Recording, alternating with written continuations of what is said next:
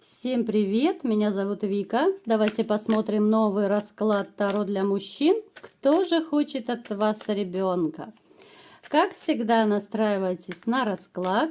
Для энергообмена ставьте лайк, подписывайтесь на мой канал, делитесь видео с друзьями.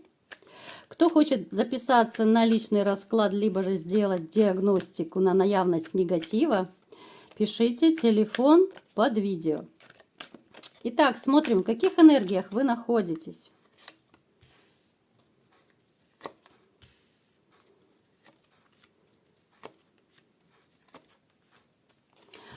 Вот знаете, опять же, хочется сказать, что слишком много накручиваете себя.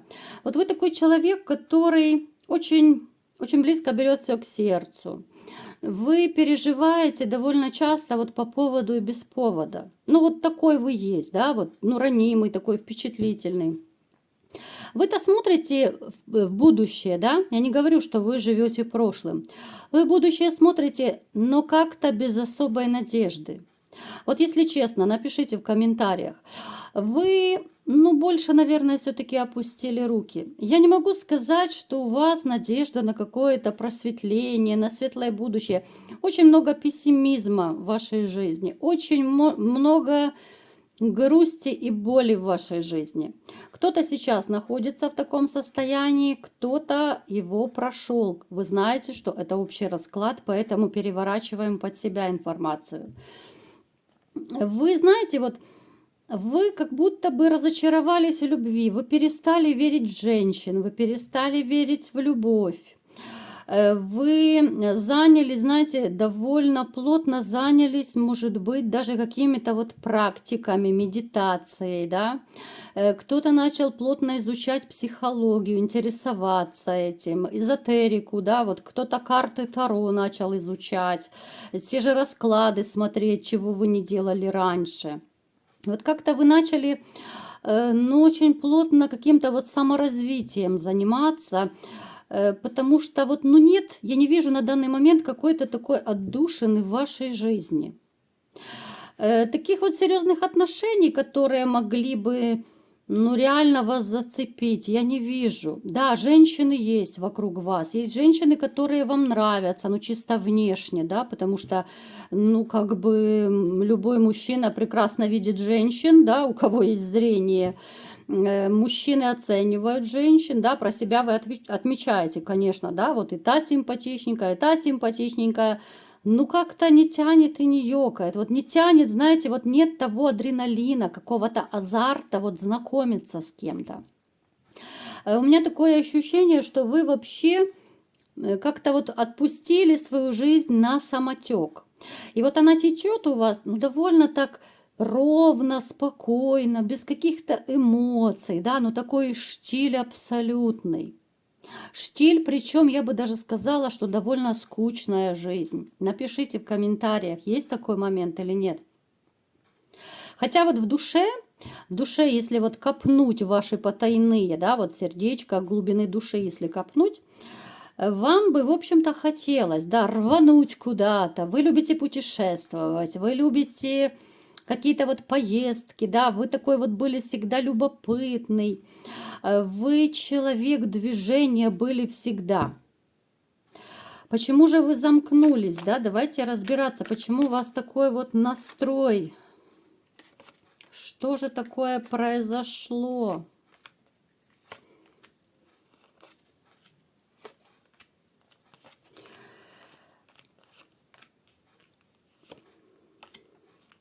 Знаете, эти перемены произошли из-за женщины, которая осталась у вас в прошлом. Женщине довольно эмоционально холодной. Женщина, которая, она не то чтобы оттолкнула вас от других женщин, да, вот своим поведением. Она разрушила вашу какую-то вот веру в светлое будущее, в любовь.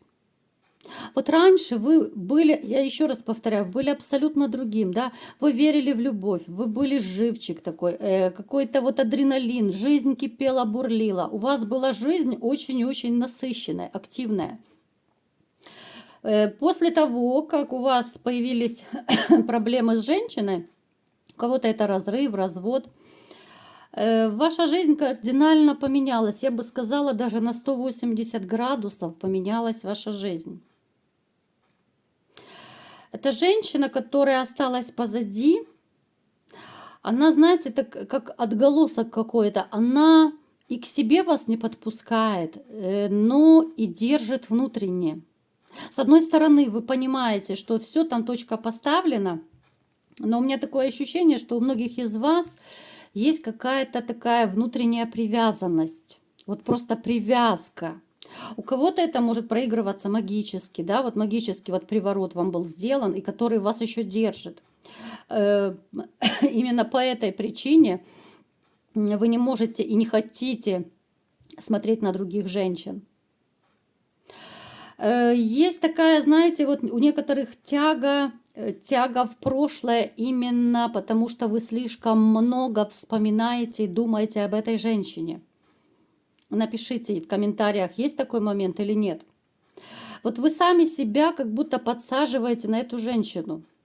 Вот вы чрезмерно думаете, вы можете просматривать ее какие-то там профили в соцсетях, вы можете, ну, вплоть до того, что в мессенджер заходить и смотреть, когда же она была там последний раз в Вайбере или в WhatsApp. Я думаю, такой момент тоже есть. Объясняю в который раз, да, может быть, кто не видел мои видео предыдущие. Смотрите, чем больше вы думаете о человеке, тем больше вы подсаживаетесь. И получается замкнутый круг. Вот если вы расстались с женщиной, но вы постоянно о ней думаете, вы постоянно пересматриваете фотографии, вы там перечитываете переписки, следите там за ней, вы так, ну, никогда не сможете ее забыть, потому что вы просто созависимый. Вы сами еще больше в нее влюбляетесь. Вы все больше на нее подсаживаетесь. Поэтому я сейчас обращаюсь к тем, именно вот у кого резонирует эта ситуация, что вы, ну, сами уже хотели бы освободиться, да, от этого всего, но вы как наваждение постоянно думаете о ней, то я вас призываю, вот усилием воли просто переключайте свое мышление, свои мысли. Вот только начали про нее думать, сразу же сознательно переключились там на работу, на детей, там думайте про что угодно, но только не про нее. Не смотрите фото, не переписки, вот эти не перечитывайте, ничего. Все, что с ней связано, вы должны забыть и куда-то в дальний ящик спрятать. Если, конечно, вы хотите, ну, отвязаться, так скажем, от нее, чтобы все меньше думать о ней. И так постепенно вы о ней забудете. Здесь есть момент именно вот наваждения. Она вас как будто, знаете, вот как паучиха, вот опутала так паутиной и не дает вам покоя, потому что я не вижу у вас абсолютно, ну, каких-то таких перспектив, да, ну, на данный момент. Я не вижу у вас женщин, которые вас бы цепляли. Я не беру во внимание романы, которые некоторые из вас крутят. Я знаю, что у некоторых есть романы, я читаю ваши комментарии. Поэтому отпустите, как бы тяжело не было, если вы, конечно, хотите серьезных отношений, новых отношений. Далее, что еще про вас могу сказать? Вы человек, ну, довольно такой любопытный, любознательный, да? Но сейчас, может быть, вы, пока вам вот больно, грустно, особенно у кого свежие такие вот расставания, разрывы, пока, может быть, не очень не хочется, да, вот. А вообще вы по своей природе настолько вот любитель познавать что-то новое. Вот я говорила, да, вы любите путешествия, вы любите узнавать даже, может быть, что-то по другой профессии, вы обучаетесь. Ну, то есть вы постоянно должны быть в движении, и умственное движение для вас тоже очень важно. Вплоть до того, что вы кроссворды, может быть, разгадываете, да, ну, то есть мозг тренируете. Вы такой вот очень-очень интеллектуал, так скажем, да. Вы человек также еще, который, ну вот реально, вы настолько вот живете сердцем, вот женщинами вы 100%, вот вы выбираете женщин именно сердцем, да, вот вы не будете никакую выгоду искать. Вы не будете где-то там что-то выстраивать, подстраивать. Вот сердце сказала, вот хочу, люблю вот эту женщину. Я буду делать все, чтобы быть с ней. Вот вы такой же и будете всегда. Так было, так есть и так будет. Вы человек, который именно живет эмоциями, чувствами. Логика – это уже на 10-м месте. Вы можете пожалеть, да, что вы что-то сделали, вот именно руководствуясь чувствами и эмоциями. Но все-таки это, как знаете, ваше такое маленькое оправдание, что ну я же так чувствовал, я же хотел, я же любил, да, я старался, я так делал. Да, это привело к тому, что вы обжигались. Да, это привело к тому, что вас использовали. Но это уже совершенно другая история. Но такой вот человек, да, вас таким воспитали. Ну, такой, ну, добрейшей души человек, которого, ну, реально использовали. И который запутался в этой жизни. Итак, давайте-ка будем смотреть, какая женщина пришла к нам на расклад, да, кто же хочет ребенка от вас. Итак,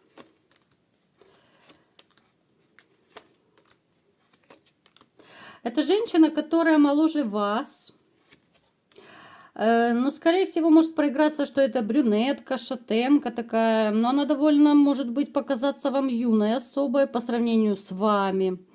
Опять же, помним, что здесь общий расклад, и у каждого свой возраст. Кому-то, может быть, за 60, а кому-то там 30, да. Ну, то есть плюс-минус. Для вас она покажется, ну, довольно юной. Это может значить, что, ну, может быть, 10 плюс разница в возрасте, да. Это женщина, которая, в общем-то, она по жизни как-то не очень такая опытная, она очень наивная, она, вот хочется почему-то назвать ее ботанка. В этом плане вот она схожа чем-то с вами, вот именно в познании, она очень такая начитанная, она умная, она вот как будто не от мира сего. У нее, мне кажется, даже, знаете, вот я смотрю на расклад, такое ощущение, что она может быть даже еще девственница в принципе. Она настолько вот какая-то то ли наивная, неопытная, вот как будто она живет и живет в розовых очках. Но наши женские инстинкты, они ведь никуда не деваются, да, вот какая бы она там ни была ботанка, наивная, такая-сякая, но инстинкты, но это природа. И они есть даже у той же самой наивной, доверчивой девочки. Она из-за своей наивности много раз обжигалась, да, это были такие очень неприятные истории, которые ее, в принципе, даже травмировали. Ей по жизни доводилось, ну, натерпеться из-за манипуляций. Вот, знаете, ей так не везет по жизни, потому что люди видят ее наивность, и они не манипулируют. Я не буду привязывать, как всегда, к какому-то определенному месту, где вы с ней пересекаетесь, потому что общие расклады будут у всех абсолютно по-разному проигрываться. Где вы общаетесь, кто-то по работе, кто-то по соседству, да, ну, вы прекрасно знаете, кто меня смотрит. Я просто попытаюсь вам описать, вот что это за девочка, либо, ну, не девочка, ну, женщина молодая, да. Смотрите, она настолько она то ли не уверена в себе. Хоть она и претерпела много чего в жизни, вот она даже когда общается с людьми, вот эта наивность ее, она видна. Это даже в разговоре видно, слышно, понятно, что вот, знаете, какие-то у нее такие понятия, критерии жизни. Но реально человек, который, ну, то ли не очень в людях разбирается, то ли она настолько такая наивная, доверчивая, что ее просто вот по жизни на раз-два все вокруг пальца обводят. Она, знаете, у меня такое ощущение, что она не умеет как-то даже вот с мужчинами общаться, строить отношения. Давайте-ка посмотрим. Умеет ли? Нет, у нее таких отношений не было. Смотрите, у нее была одна такая история, даже история любви я не могу это назвать, потому что это было единожды, когда парень, ну, как бы влюбился в нее, что ли, да, а она от него, наоборот, как-то вот сбегала. То ли он ей не понравился, то ли, может быть, как-то не очень так, ну, не так себя вел, что-то ее спугнуло, да, ну, то есть постоянно она от него убегала, он ее догонял. Такие вот догонялки, да, зайчики-охотник, как я когда-то приводила пример. То есть не заинтересовался мужчина, да, но поскольку вот она не умеет себя вести, она не знает, как строить отношения, это могло еще даже из ее семьи вот как раз пойти, что ей не привили именно те правила взаимоотношений с мужчинами, да, вот ее как-то так воспитали, что, ну, она не умеет себя преподать, она не знает. Она не смогла построить отношения с этим молодым человеком, ну, который за ней бегал какое-то время. Я склоняюсь, что она все-таки, ну, интимных отношений не имела, потому что, ну, от слова совсем. Она какая-то, ну, реально, как не от мира сего. Вот вы ей понравились, знаете, чем? Давайте вот сейчас еще немножко уточню для себя. Вот с вами ей хорошо, вот как-то вот вы когда общаетесь, вот как с другом. Но вот почему-то она подсознательно, да, вот именно инстинктивно, общаясь с вами как с другом, она как-то вот так, знаете, допускает свою, ну, мысль, что вот хорошо бы от такого мужчины иметь ребенка. То есть, понимаете, это общение, вы можете проанализировать, да, где, с кем вы так общаетесь приблизительно. То есть вы можете быть такие вот, ну, даже по работе возьмем, вот просто по работе. Я не говорю, что это у всех по работе, это к примеру. Допустим, вы общаетесь с такой вот коллегой, да, молодая, наивная. Вы можете как кореша просто общаться. Но она видит в вас отца своего ребенка. Я не говорю, что она хочет затащить вас в постель. Она слишком молодая, какая-то вот юная, ну не то чтобы юная, какая-то неопытная, какая-то вот неумелая даже в этом плане. Ну я склоняюсь, что все-таки девственница она. Вот здесь именно инстинкты ее говорят. Вот такой вот, знаете, посыл энергетический именно от вас идет. Хотя я вам скажу, ребятушки, у нее страсти тоже, к вам такая страсть есть. Опять же, это инстинктивно. Вот инстинктивно, потому что она чувствует, что вот что-то такое тянет к вам, да? Но общается по-дружески, потому что она по-другому не умеет. Давайте-ка посмотрим, будет ли у вас с ней что-то. Нет. Нет, к сожалению или к счастью для кого-то, у вас с ней вряд ли что-то будет, потому что, во-первых, она-то на вас смотрит, да, вот она мечтает, но это назовем, это скорее как на уровне мечты, да, вот мечтание о ребенке от такого мужчины, как вы. Снова вы выпадаете императором. Она видит в вас не только вот друга, даже если вы кореша с ней. Вы можете с ней разговаривать о чем, о том, о сём, да, дурачиться, все, но именно по-дружески. Но ваша сильная энергетика, она ведь никуда не девается. И тот император, который у нас выпадает из расклада в расклад, он тоже никуда не девается. Поэтому вот она именно энергетически это все чувствует, у нее тяга есть именно как женщины. Но она не знает, что с ней делать, как ей быть. Даже та же сексуальность ваша, да, вот сексуальное притяжение, которое она чувствует, что тяга есть, вот как женщины к мужчине. Но она не понимает, как быть дальше, что делать дальше. У нее даже, знаете, по этому поводу возникнут переживания. Она не знает, что с этим делать. Да? Вот есть такое некое притяжение, может быть, даже возбуждение в каком-то смысле. Но она не знает, как с этим быть. Вроде бы взрослая девочка, но ее не научили, да? Это, конечно, трэш. Сегодня к нам такая дама пришла на расклад, но это трэш. Девственницы к нам еще не приходили.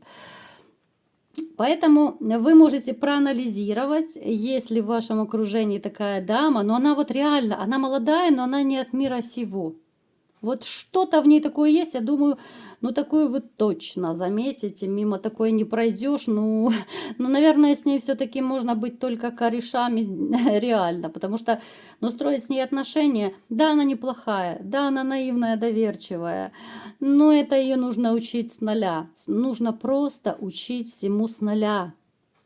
Давайте, хорошо, давайте все-таки напоследок посмотрим, вот если среди вас есть такие экстремалы, и если вы захотите все-таки ну, попытаться построить что-то с этой женщиной, молодой женщиной. Получится ли у вас что-то с ней?